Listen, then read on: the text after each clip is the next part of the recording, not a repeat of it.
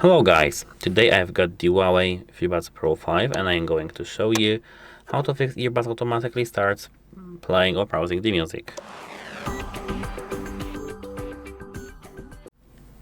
So actually this thing may occur if you see and if you feel the oily texture on the stem, inside and outside of your earbud.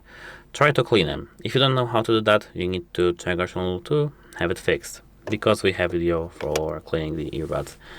If the cleaning didn't help you, you need to try to perform a factory reset, connecting them to the different device and charging them to up to 100%.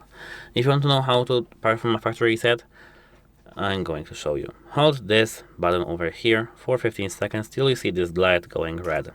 Goodbye!